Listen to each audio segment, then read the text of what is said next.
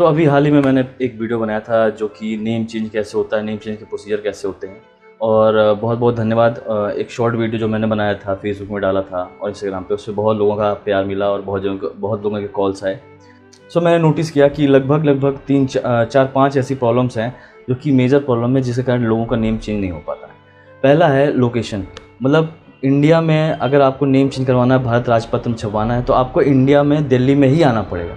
दिल्ली के जो विधानसभा के मेट्रो स्टेशन के पीछे जो पब्लिकेशन हाउस है, वहीं पे आकर ही आप कहीं ना कहीं अपना नेम चेंज करवा सकते हैं। तो जैसे कि भारत के कई दूर दूर प्रदेशों में रहते हैं लोग, जैसे महाराष्ट्र, तमिलनाडु, पुणे, गोवा, केरला, अंडमान, इधर कश्मीर, इधर नॉर्थ ईस्ट में मणिपुर और नागालैंड साइड से, तो उनके लिए आना बड़ा मुश्किल होता है। अगर कोई गवर्नमेंट जॉब में है या कोई किसी की तबीयत ख़राब है, तो वहाँ से यहाँ आने में उसे बहुत प्रॉब्लम होती है। करीबन करीबन 10-15 हज़ार रुपये खर्चे हो जाते हैं, है ना। और वापस यहाँ आने के बाद भी अगर उनकी फ़ाइल सही न रहे तो वापस इनको फिर जाना पड़ेगा, फिर प्रिपेयर करके फिर आना पड़ेगा। तो टाइम भी जाता है और पैसा भी जाता है। दूसरा है खर्चे, मतलब प्राइस, कॉस्ट। अगर कोई पर्सन को नेम चेंज करवाना है आज के टाइम पे, तो अप्रॉक्स लोगों का खर्चा लगभग 5,000 के आसपास से 5,000 से लेकर 10-15 हज़ार रुपये तक लग जाते हैं। कोई गरीब आदमी अगर अपना नेम चेंज करवाना चाहे तो उसे बहुत प्रॉब्लम हो सकती है। उसे एक तो पहली बात पता नहीं चलेगा कि कहाँ से क्या करवाना है। दूसरा है कि कितने पैसे लगेंगे, इतने 10,000 15,000 रुपये कहाँ से लाएगा वो, है ना। तीसरा ये कि वहाँ से यहाँ आएगा, फिर यहाँ कैसे पहुँच पाएगा, सुबह सुबह कैसे उसको डायरेक्शन मिलेगा, क्या प्रॉब्लम आ गया, क्या डिफेक्ट आएगा, उसको पता नहीं चलेगा।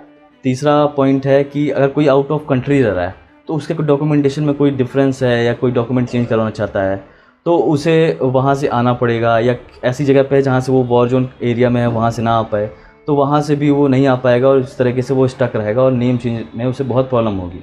तो ये रीज़न है जो कि सरकार को देखना चाहिए, है ना, कि इसको कैसे सुधारा जा सकता है। अभी करेंटली में आप सभी जानते हैं कि ई गवर्नेंस के तहत पे आपके पास आधार को अपडेट करने के लिए ऑप्शन है। आप नियर बाय शॉप में जाके चेंज करवा सकते हैं, जो कि CSC मतलब सिटीजन सर्विस सेंटर्स होते हैं, वहाँ चेंज करवा सकते हैं। पैन कार्ड चेंज करवा सकते हैं, उसकी डिटेल्स चेंज करवा सकते हैं। वोटर ID आपको अगर चेंज करवाना है, ऐड करवाना है, तो आप नियर बाय जगह पे जा सकते हैं।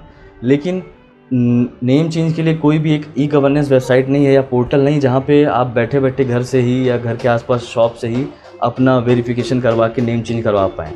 ये बहुत ही थोड़ा मुश्किल है। एक ये चीज़ पे ध्यान देना ज़रूरी है और इसके लिए मुझे लगता है कि सभी सिटीजन्स को ईमेल करना चाहिए डिपार्टमेंट को, जो मैं यहाँ पे एड्रेस दे रहा हूँ और डिटेल दे रहा हूँ। तो यहाँ पे आप ईमेल करें, मैसेजेस करें, चिट्ठियाँ लिखें, लेटर लिखें, एप्लीकेशंस लिखें कि सर ये डिपार्टमेंट को कि इसमें ई गवर्नेंस का प्रोसीजर लाया जाए। ये सब चीज़ें हैं। कॉस्ट की बात करें तो लगभग 5,000 से लेकर 10,000 के आसपास, 15,000 के आसपास खर्चे लग जाते हैं किसी का, और उसमें भी अगर नहीं हुआ तो बड़ी प्रॉब्लम होती है। नेम चेंज करवाना एक तरीके से आपका राइट है और गवर्नमेंट की ड्यूटी बनती है कि वो उसे एक एक्सेसिबल बनाए, ताकि लोग कहीं से भी अपना नेम चेंज करवा पाएँ और आसानी से पब्लिश करवा पाएँ गैजेट में और अपने काम करवा पाएँ। बहुत से लोगों के साथ ऐसा भी सिचुएशन है कि जिन्हें 1-2 महीने के अंदर या एक पर्टिकुलर 30 दिन 15 दिन के अंदर नेम चेंज करवाना होता है। ये तो पॉसिबल करेंटली में भी नहीं है, क्योंकि अगर आप ऑफलाइन भी सबमिट करते हैं फॉर्म, तो कम से कम आपको 30 दिन देना पड़ जाता है उसमें पब्लिश होने में। एक ये मेजर इशू है। अगर ऑफलाइन देते हैं, मतलब बाय पोस्ट भेजते हैं, तो वहाँ से आपको लगभग 6 महीने लग सकते हैं। डिफेक्ट आएगा 2-2.5 महीने में, फिर 2-2.5 महीने में दोबारा जब आप रिप्लाई भेजेंगे तो फिर दोबारा आएगा, या जो भी है। तो लगभग अगर आप बाय पोस्ट भेजते हैं तो उसमें बहुत टाइम लग जाता है, और प्रेजेंटली खुद आके जब सबमिट करते हैं तो उसमें 30 दिन लगते ही लगते हैं। और उसमें भी एक कंडीशन रहती है कि अगर आप आते हैं, आपके डॉक्यूमेंट्स अगर सही नहीं है या वेरीफाई नहीं होता, तो फिर आपको वापस जाना पड़ सकता है। ऑल्दो बहुत सारे एजेंट्स काम करते हैं, मैंने देखा है, वहाँ पे लोग रहते हैं, लेकिन यही है कि सब कोई अफोर्ड नहीं कर सकते।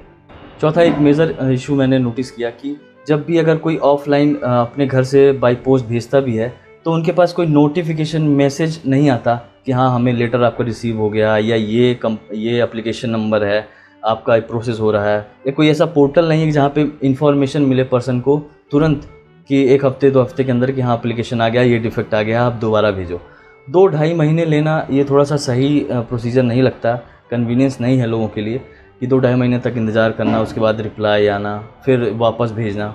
ये एक चीज़ ऐसा होना चाहिए कि आप चाहे खुद आके भी प्रेजेंट करें फाइल, तो भी आपको एक एप्लीकेशन नंबर मिलना चाहिए ताकि वो स्टेटस दिखता रहे, चेक करता रहे। कभी कभी आप यहाँ खुद आके सबमिट करते हैं, फिर भी वो सबमिट नहीं होता, फिर आपको फिर वहाँ आके चक्कर लगाने पड़ते हैं, पूछना पड़ता है कि मेरा नाम क्यों नहीं आ पाया। सो बहुत सारे ये मेजर कंसर्न्स हैं जो कि सरकार को थोड़ा इस पे ध्यान देना चाहिए। और आई विश कि आप लोग लेटर्स और एप्लीकेशन ईमेल्स जो भी हैं तो इस पते पर भेजें, ताकि सरकार कुछ ना कुछ इस पे कदम उठा सके, ठोस कदम उठा सके। और जिस तरीके से आधार, पैन कार्ड या वोटर आईडी आप घर बैठे चेंज करवा पाते हैं, वैसे ही यहाँ पे भी एक ऑथेंटिकेशन सिस्टम होना चाहिए, जहाँ पे वीडियो कॉन्फ्रेंसिंग के तहत या वीडियो अपलोड के बाद कुछ ऐसा प्रोसीजर बना है, सरकार ज़्यादा अच्छी तरीके से समझ सकती है, जहाँ ताकि ईज़िली कोई भी अपने शहर से ही ये काम करवा पाए। सो आई विश कि आप ये वीडियो ज़्यादातर लोगों को पहुंचाएंगे, शेयर करेंगे और अपनी प्रतिक्रिया ज़रूर हमें देंगे, अपने सजेशंस देंगे कि हाँ ये चीज़ें होना चाहिए कि नहीं होना चाहिए।